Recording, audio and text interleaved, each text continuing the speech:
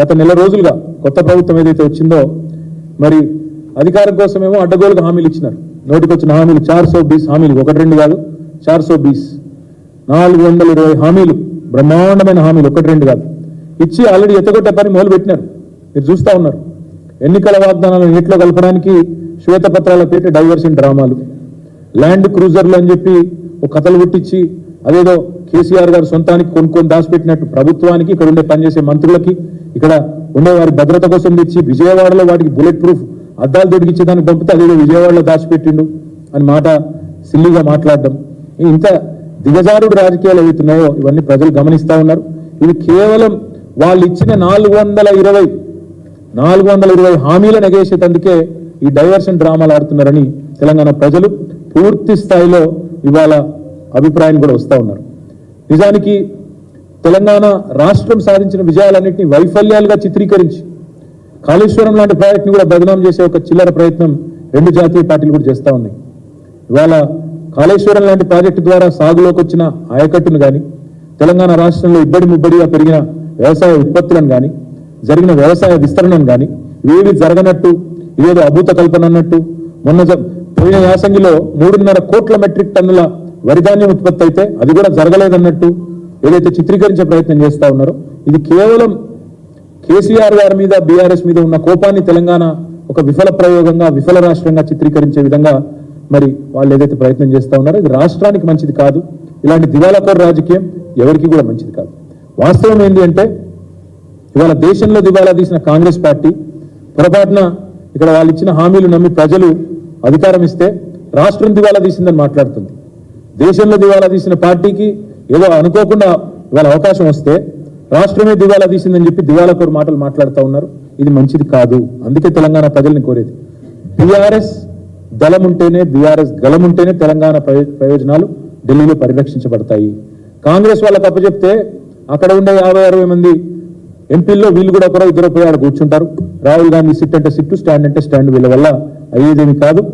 ఏమి చేయడం చేతగాక ఎదుటివాడి మీద తప్పుని నెట్టి తప్పించుకుందామనే ఒక చిల్లర ఎత్తుగడ తప్ప ఇంకోటేమి కాదు ఈ కాంగ్రెస్ చేస్తున్న ప్రయత్నాలు.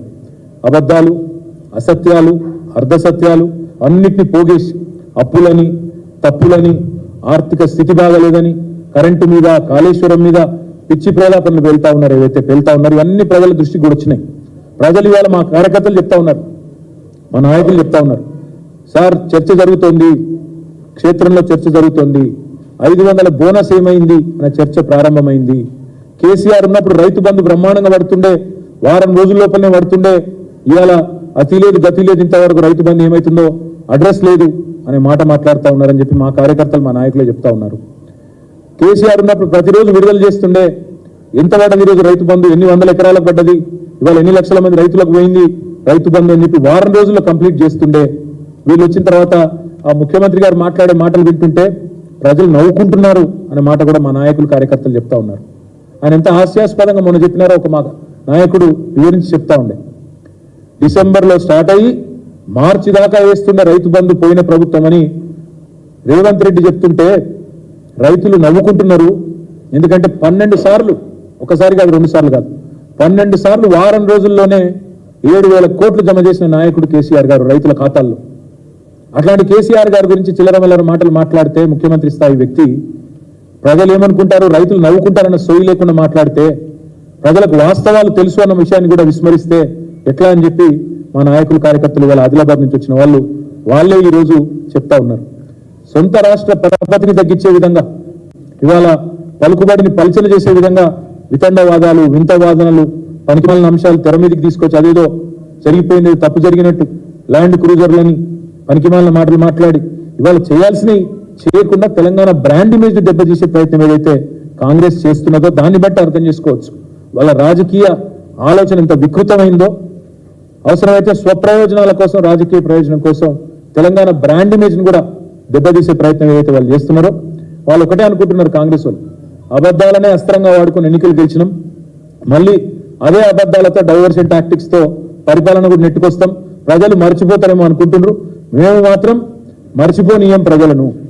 100 రోజులు అన్నారు, మీరు 100 రోజుల్లో చేయకపోతే మిమ్మల్ని బొందబెట్టేది ఖాయమైన దిశగా తప్పకుండా ప్రజలను ఉద్యుక్తులు చేస్తాం.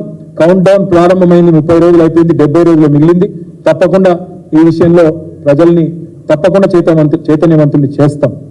ఒక అబద్ధాన్ని 100 సార్లు చెప్పి నిజమని తిమ్మిని బొమ్మిని చేసే ప్రయత్నం ఏదైతే చేసి మరి ఫేక్ ప్రాపగండాతో సఫలమైనరో ఎలక్షన్లలో, దాని పరిపాలనలో కూడా ప్రయోగించే ప్రయత్నం చేస్తూ ఉన్నారు. తప్పకుండా దాన్ని తిప్పికొడతాం.